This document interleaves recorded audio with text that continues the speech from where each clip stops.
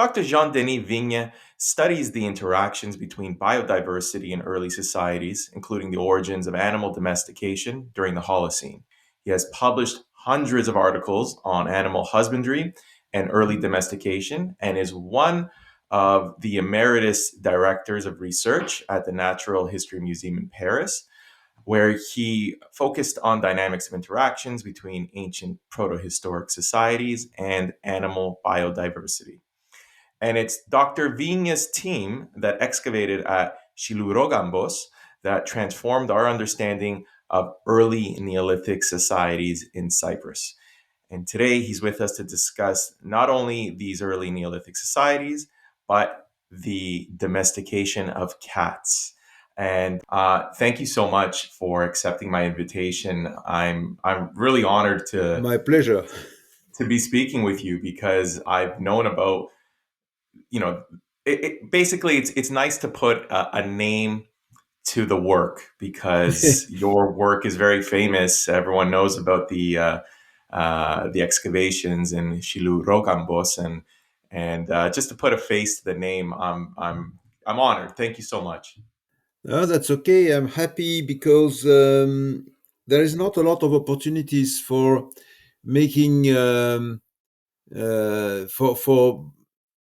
for making available to great public all our results, especially in Cyprus, because it's published in a lot of different countries, in a lot of different scientific journals, but the Greek public is not really aware of what we did, and is still believing that the prehistory of Cyprus began with Chirokitia.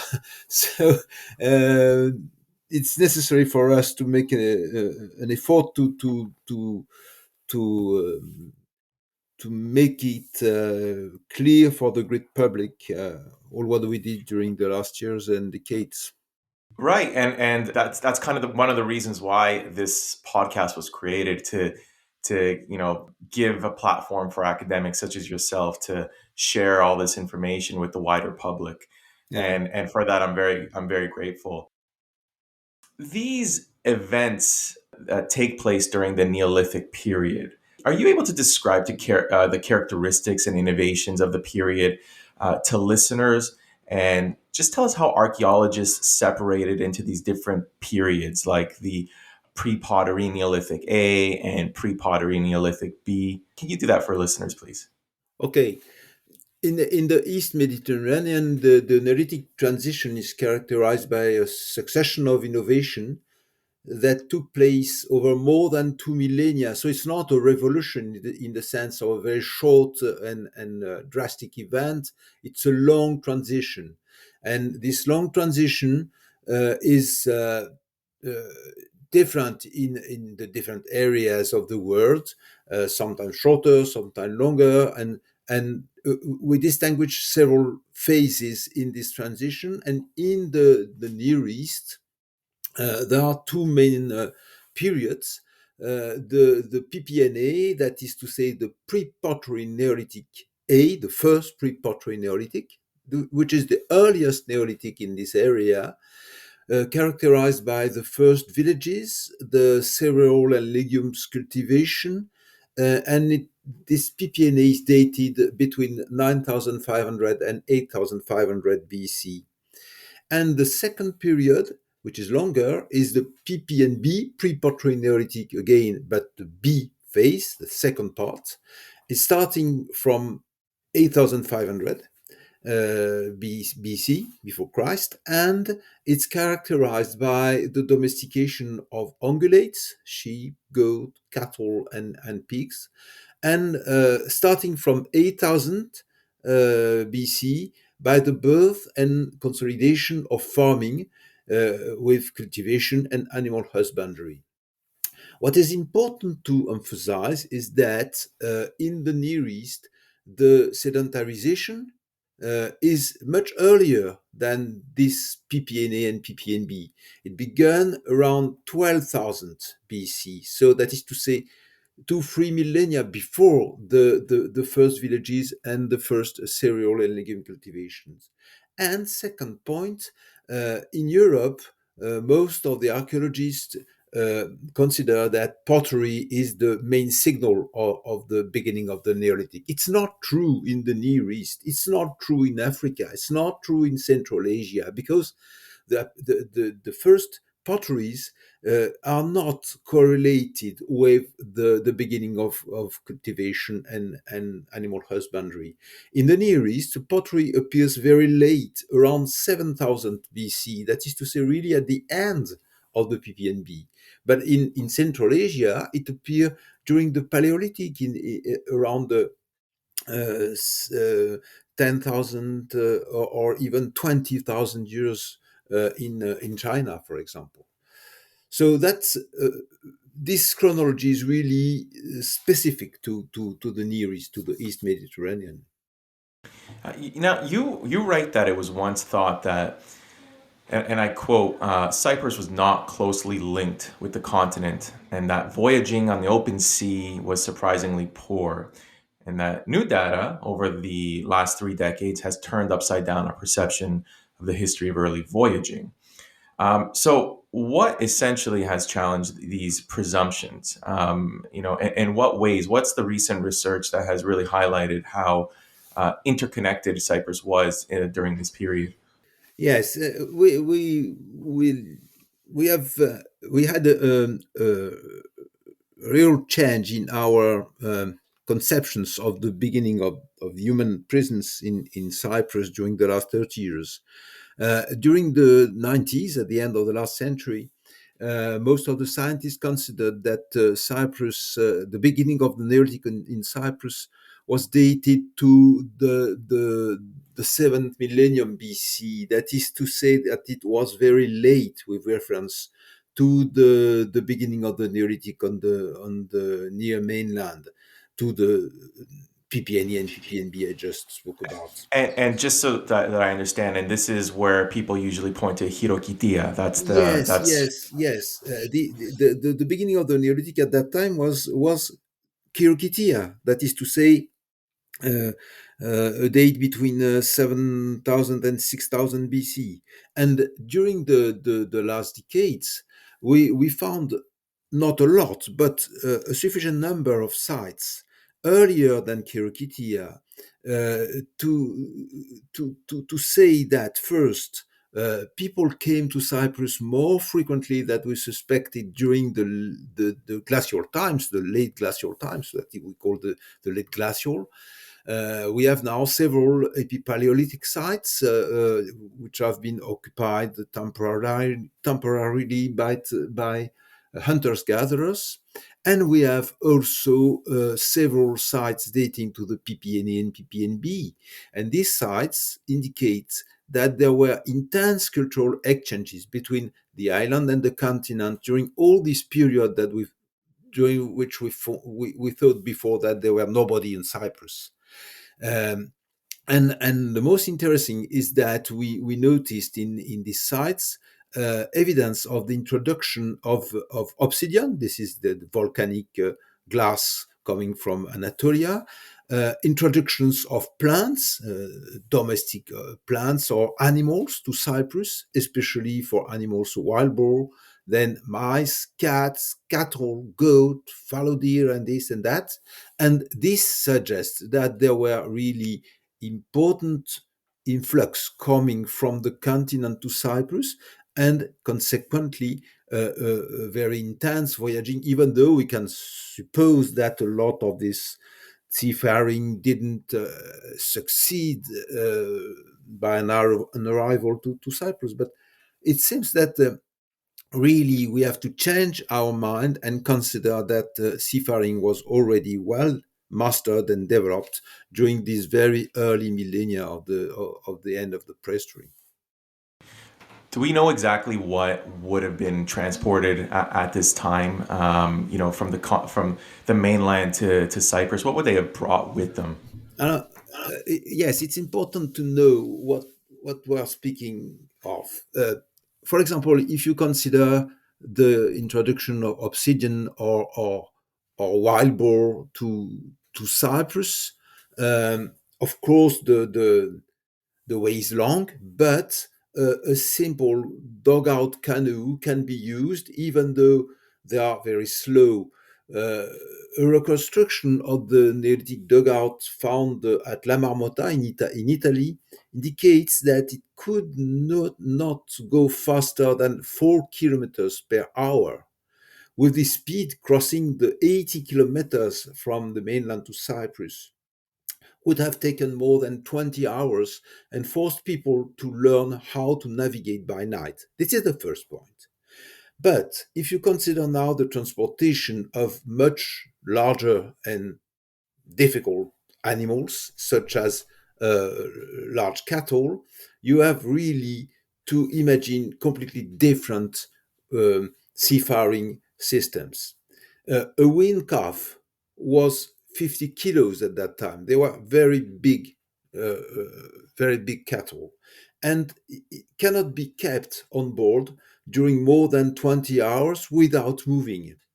Keeping the ruminant without movement for more than 3 or 4 hours would have entailed serious physiological disorders, lowering considerably the chance of the animal reached the island in good health. So people who introduced cattle to Cyprus were necessarily able to make large boats, much larger than a simple dugout canoe, and probably used sailing in order to shorter the travel duration.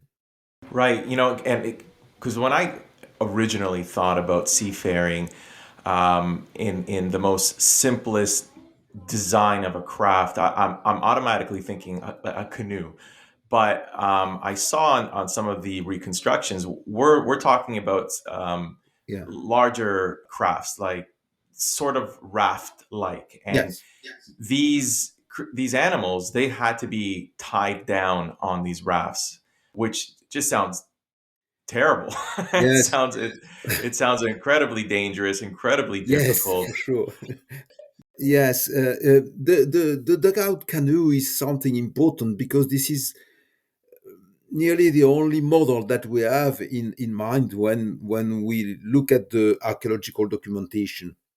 So most of the time we imagine much larger boat, but still conceived on the model of the, the the association of 2 or 3 dugout canoe with a larger surface for keeping large animals or more people and so on. Hmm. Now, how would they have navigated? Because you mentioned especially that it necessitated navigating by night. Do we know how they would have Yeah, made their way across the Mediterranean? yeah. No, we don't know. Of course, first we have absolutely no wreck before the Bronze Age. So for these periods, we have nothing about the shape of the boats and how they were made. And but what we can suspect is that even sailing, people would need several several tenths of hours to travel because you cannot go in straight line. Of course, you have sea streams, you have winds and this and that, so it's rather complicated. The distance is not very important. You can see Cyprus from the mountains in Anatolia or even in Lebanon. But when you are on the sea, there is necessarily a couple of hours or more when you didn't see anymore the seashore from which you started, or the seashore where you want to land. So it's absolutely necessary to have a certain experience of streams, winds, birds, and this and that in order to follow the right direction. And then when you arrive along the coast of Cyprus, you have also to know some landmarks in order to see the place where you will land. You cannot land anywhere. Sometimes it's really difficult. And when you land, these boats should be transported and put on the sand, and you have also to know how to do that. And so it's absolutely necessary that these guys were really skilled in terms of navigation and not alone. It was not a simple. anecdotic event. It was a know-how, a knowledge of navigation that they should have had really to do that frequently, transporting animals, especially. Do we know, or can we surmise what sort of internal and external pressures did these migrating groups face? In order to take to the open sea. I mean, it's not, like getting in our car and going to the grocery store. This is a significant event. It's difficult to know. Probably the first time was by chance. They were brought by wind, by the stream or something like that to Cyprus very long times ago. But what I speak is not this kind of hazardous travel. It's something that people necessarily mastered in order to to to be sure that, or pretty sure that they Mm, will arrive at their at the island and transport what they were transporting. So probably we have not to imagine an expedition. It's probably okay. people who special part of the society, special groups of humans who had these skills and who were able to to provide this kind of service to the other people, transporting things from the mainland to the island and maybe from the island to the mainland. And Okay. this is not a colonization of the island, but this is a permanent exchange system between the island and the mainland, starting from the time when we have sites visible by archaeologists in Cyprus. Hmm. Now, a lot of people, when they think about Cyprus, we talked about this very briefly at the start. They think about Chirokitia as the earliest permanent settlements, but you've excavated just outside of Tijuanas in a site called Klimonas, I think. Yeah. Um, can you tell us a little bit about that dig and its significance? Because this really sort of pushes back the timeline when dealing with early human presence in Cyprus. Um, and is it true that it is the oldest agricultural village in the Mediterranean, or am I mistaken in saying that? Not in Mediterranean, but in a Mediterranean island. Yes, that's Ah, true. okay, But right. not in the Yes. Mediterranean. No, no, no, no, no, no, no. Yes, you're right. Klimonas is really a fantastic site, and it was totally unexpected when we found it.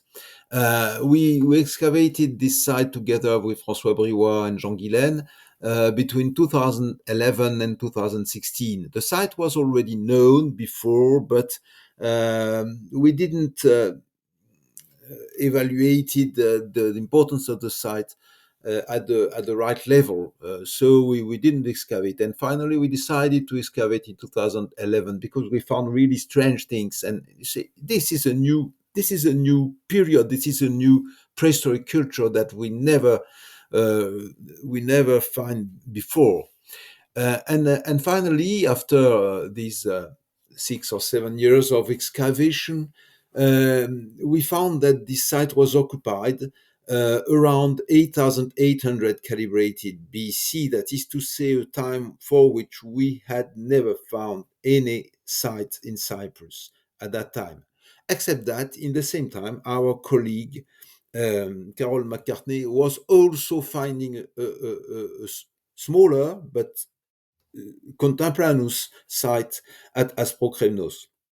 So in the same time, Carol and our group found nearly the same period at two different places. But Klimonas is much more important. It's a complete village.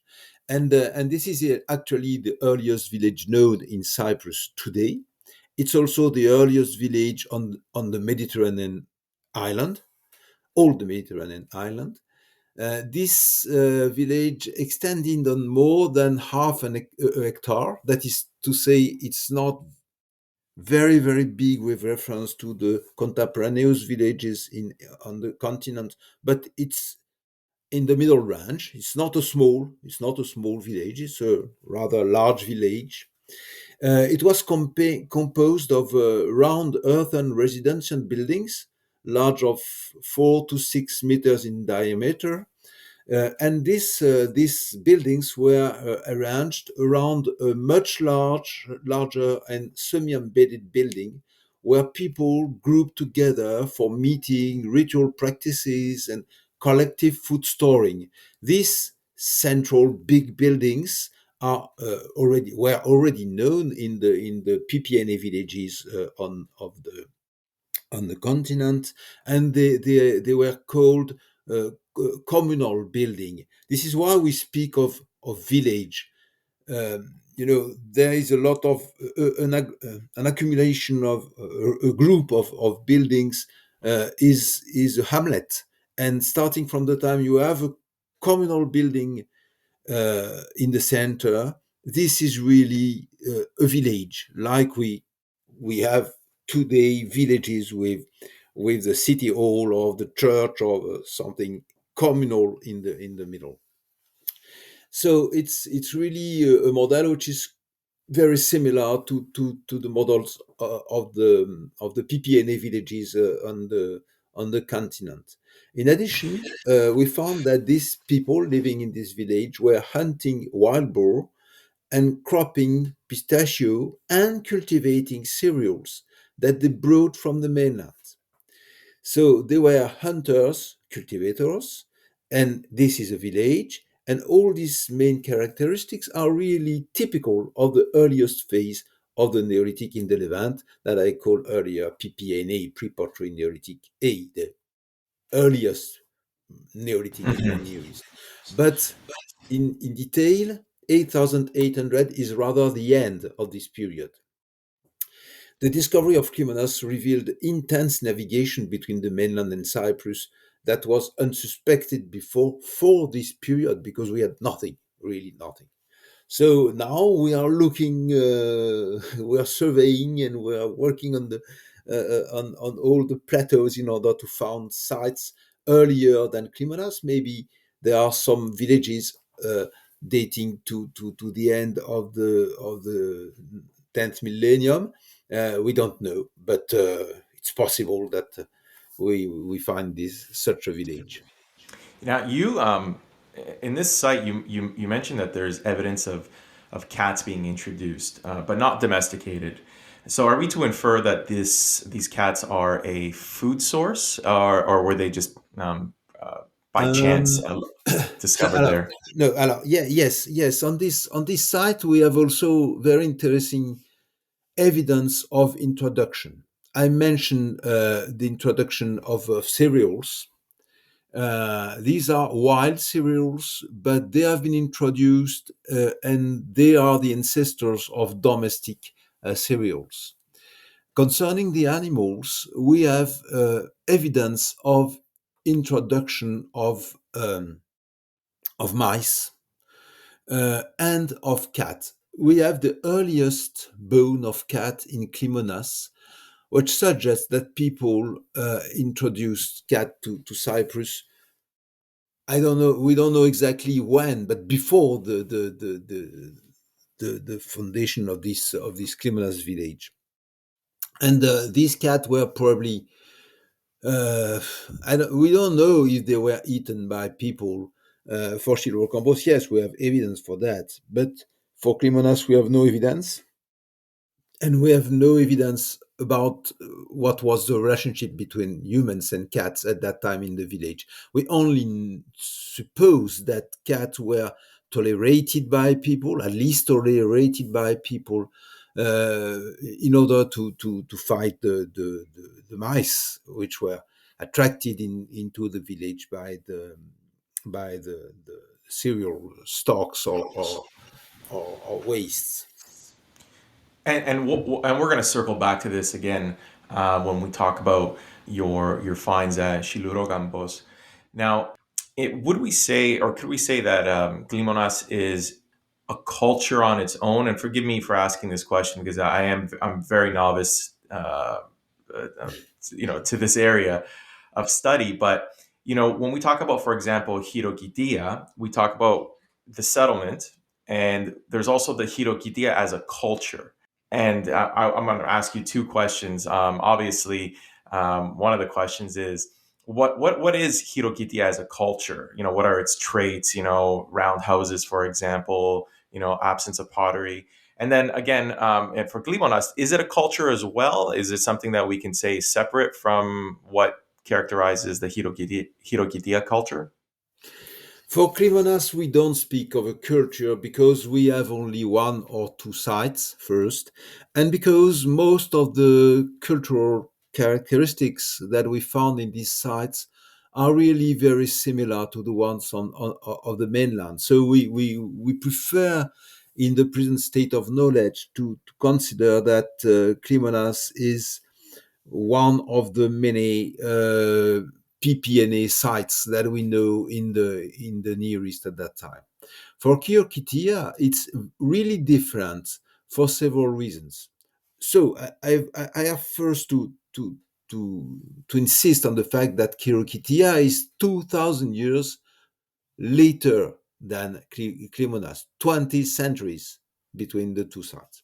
Hmm. Why Chirokitia is a site but also a culture? Because first, it's a big site. It's much larger village than Klimonas, 5 hectares in a total, and this site is not the only one. We have nearly 8 to 10 villages contemporaneous of Chirokitia with the same characteristics.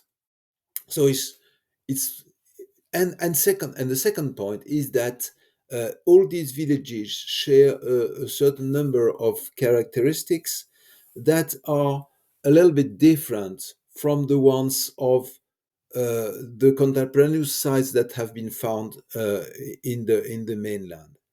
There is a regional signature of this way of life, which is visible in the archaeological remains, that make it clear that uh, Cyprus at that time was somehow a little bit different in way of life than the other sites on the mainland. And what are these main differences? You already mentioned some of them. The first one is that I don't know if it is the first one. There are several, but Right. these villages were composed of round buildings. Uh, we didn't find really communal buildings like in Klimonas. But what is different from the mainland is the absence of pottery. This seventh millennium, when Chirokitia have been occupied, is characterized in the Near East and in the Middle East by the apparition of the pottery. And here in Cyprus, no, there is no pottery. Pottery appears much later. And second, these people in Chirokitia were practicing cultivation of domestic cereals and legumes like their neighbor of the continent, but they also were rearing, herding sheep and goat and pigs, but and they were still hunting deer, but they had no cattle, which is very strange, no dog, and as I told, no pottery. And this culture is really so different from the other culture, contemporary culture on the continent, that we can speak of Kirokitia culture. But what I have to mention is that before that, during the PPNA and PPNB, there is a relative homogeneity of the different villages from Turkey to Palestine and from Palestine to Cyprus or even to the boundaries of Iran. This is a very big area with rather similar cultural signatures. There are some differences, of course, but not so much. And starting from the seventh millennium, the time of Chirokitia, you find a lot of different regional signatures, even on the mainland. So that is to say that Cyprus is not apart from the other regions of the mainland. During this seventh millennium, Cyprus appears with this Chirokitia culture as one of the many areas with a more local, more regional signature. This diversification of the archaeological signatures during this century is everywhere the same in the Eastern Mediterranean, and Cyprus is maybe a little bit more special than the other regions, but not so much. What makes Chirokitia so unique? The Chirokitia is really a fantastic archaeological site because of the preservation of these buildings. It's really one of the most important sites in the Mediterranean area because it's one of the earliest, and it's a site where you can see more or less what was a Neolithic village, and they are not so numerous in the Mediterranean area. You can see something similar in Jericho or in Göbekli, but Chirokitia is really an important site. It's important to emphasize that this state of preservation of the buildings is mostly due to the fact that the building practices were really good. They were involving stones and earth, and the building were very strong, and they were very frequently strengthened and restored and remade in order to be solid. And this round buildings is something strange because on the in the North Levant, um, buildings at that time were quadrangulars.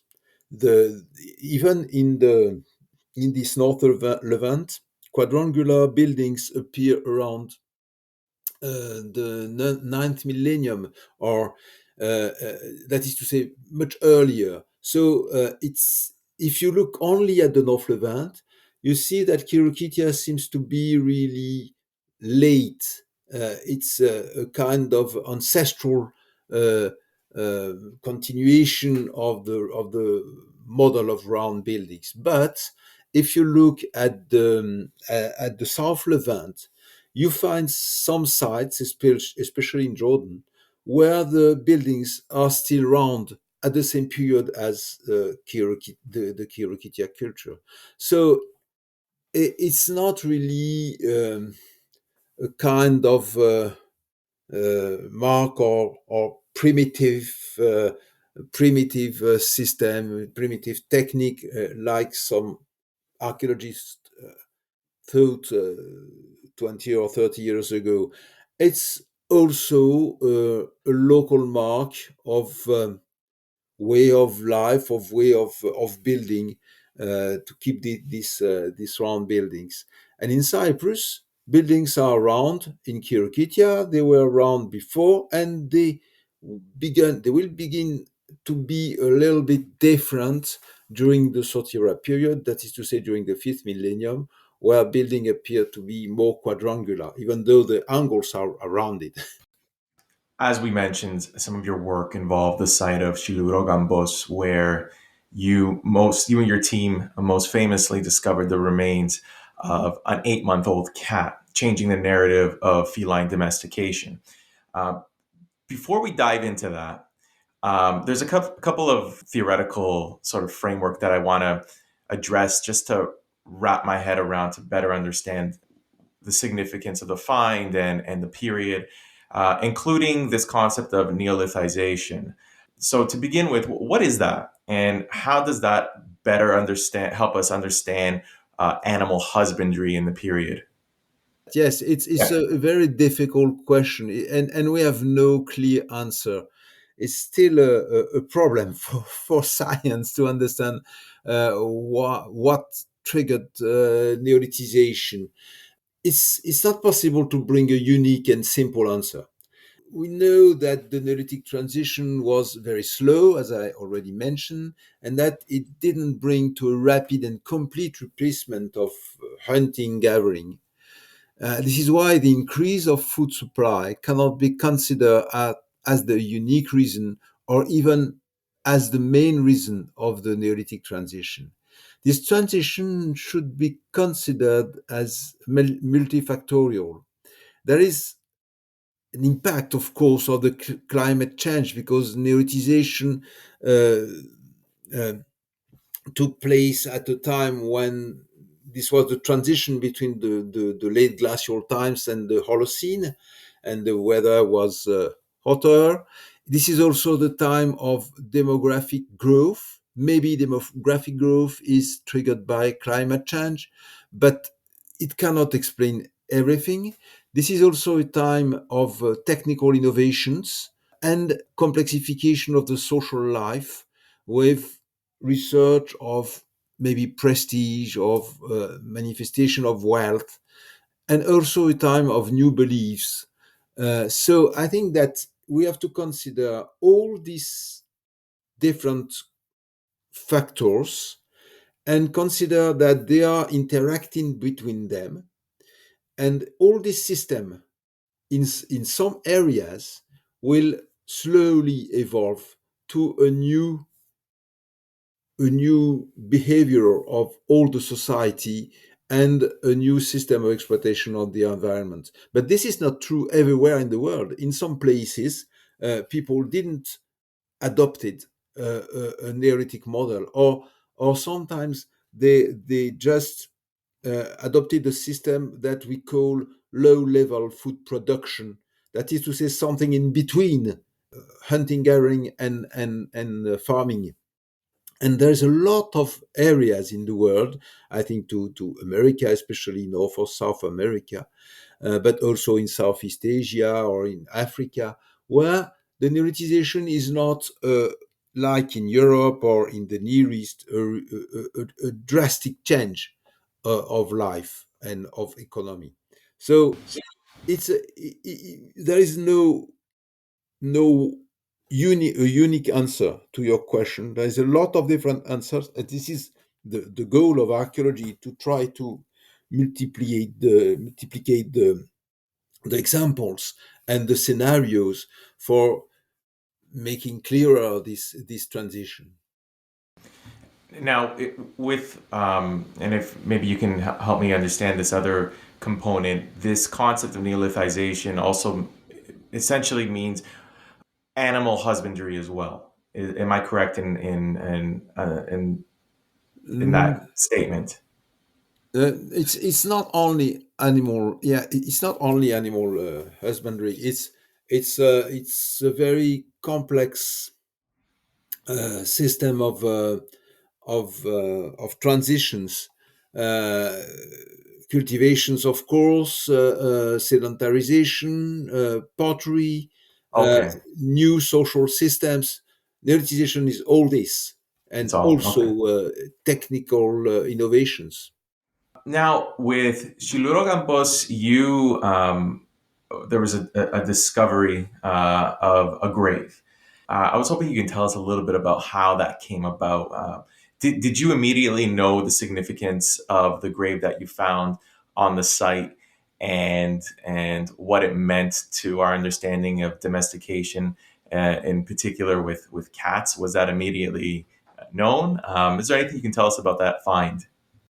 The answer is no and yes.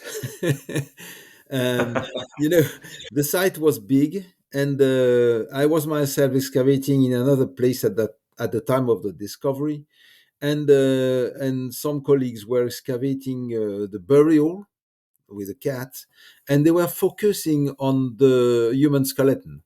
That is normal, of course. Right. And one of my colleague, for the small story, one of my colleague brought me something, I don't remember what, and told me, oh, they are excavating the burial and they are finding small boats. And just at that time, I say, I have to go there and look by myself. And when I arrived on the place, I immediately understood. This is why I answered no and yes. No, Yeah. because most of my colleagues were not sensible to animal birds, and they didn't understand really what they were finding. And yes, because I was skilled to animals in burials, I immediately understood that it was something exceptional because this cat skeleton is the only complete animal skeleton on the site. And on this site, we found more than 100,000 animal bones. That is to say, it's huge. And the only one complete skeleton in connection, the bones are still in the right disposition and so on, is that one. When you find a complete skeleton of animal, you have two possibilities. Either it's an animal who died apart from the village and which has been naturally, more or less naturally buried, and you find the skeleton, and that's it. Or it's a complete skeleton which is in a special context, and it was obvious that it was a special context because it was one of the rare human burials of the site. So I immediately understood that this animal have been intentionally deposited together with the human, and we were facing kind of mise en scène. I don't know if it makes sense in English. It's an Yeah. arrangement, which is a kind of representation of the after death. This Right. animal was laid there with the human in a special position because they were looking in mirror one to each other, Hmm. and uh, in order to represent maybe for sure a mental image, but maybe a situation of the real life. And this was the thing that human and cats were connected with something at that time. And this is why we were really cautious when we published the discovery and say early tame cat and so on and so on. We didn't speak of domestication. We speak of um, relationships, intensification of relationship, taming, but this arrangement, which is very very rare, was really significant for us. And we found Right. some similar arrangements in between dogs and humans in Palestine for the Epipaleolithic and early Neolithic also. Were there any other goods found in the grave goods found in the burial? Yes, And can yes, we infer based on this if based on these grave goods, can we infer anything about the status of the individual that was buried? yeah. Yes, for sure, it was not a very common burial. We had not a lot of burials in Shillourokambos, but this one was special because of the numerous objects that were deposited with the young male, because it was a young male. Of course, the cat, but also a series of prestige or useful items. There were a green stone axe. There were flint blades. There were a pendant composed of one green stone and several marine shells. There were not a lot, but there were a series of objects that was not currently found in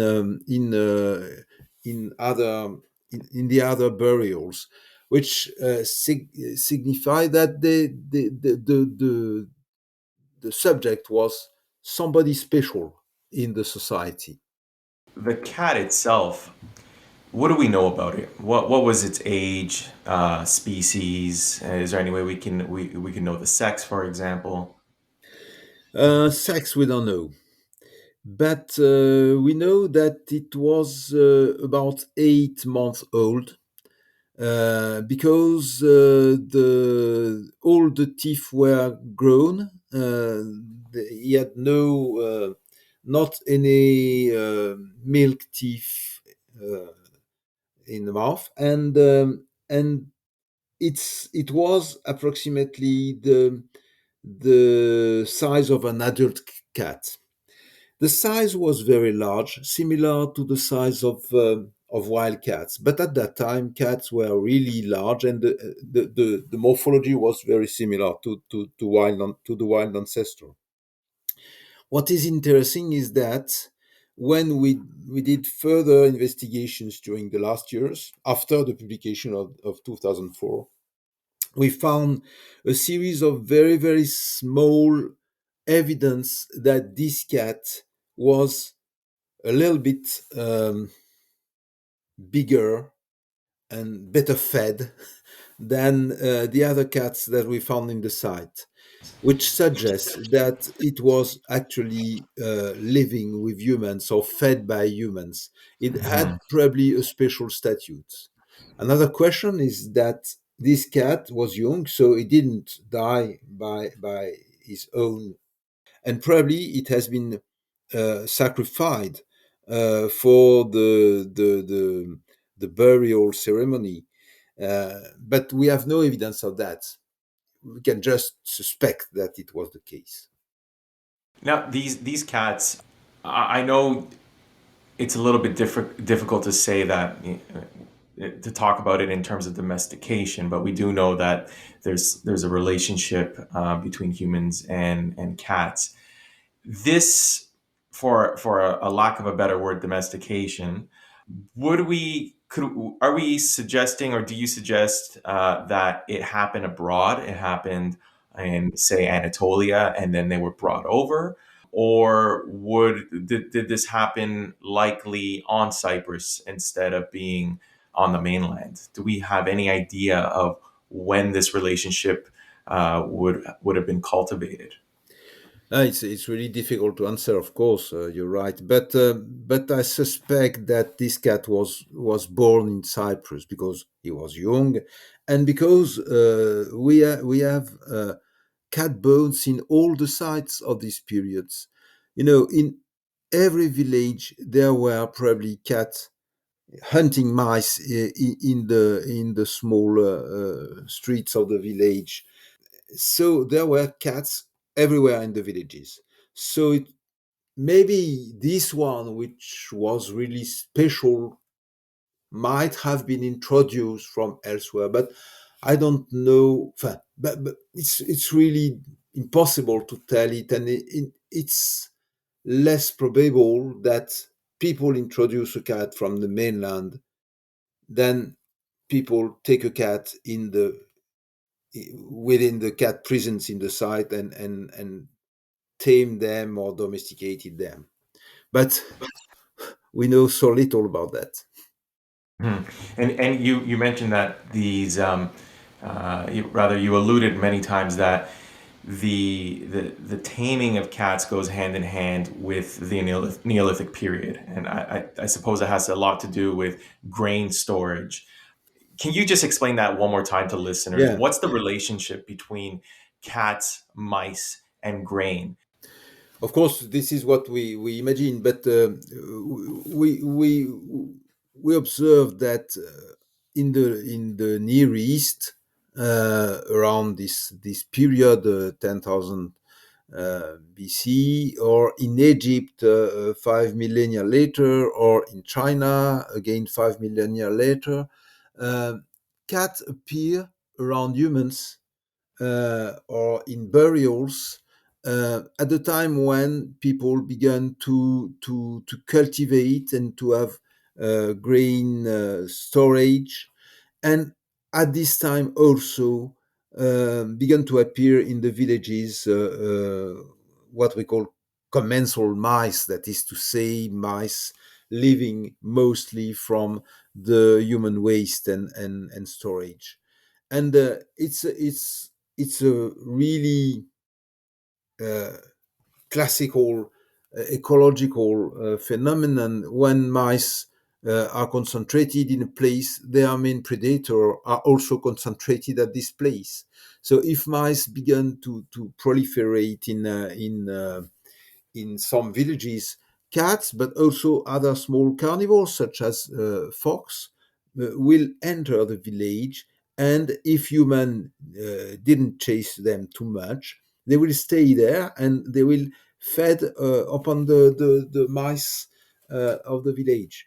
So we imagine that the scenario for cat domestication began with this kind of commensalism, attraction by storage and by mice of cats, and get and gave birth to a more intensive relationship between human and cat, starting from the time that first human considered that cat was useful to fight against these pests, and second that cats are interesting animals, and probably children play a role in this.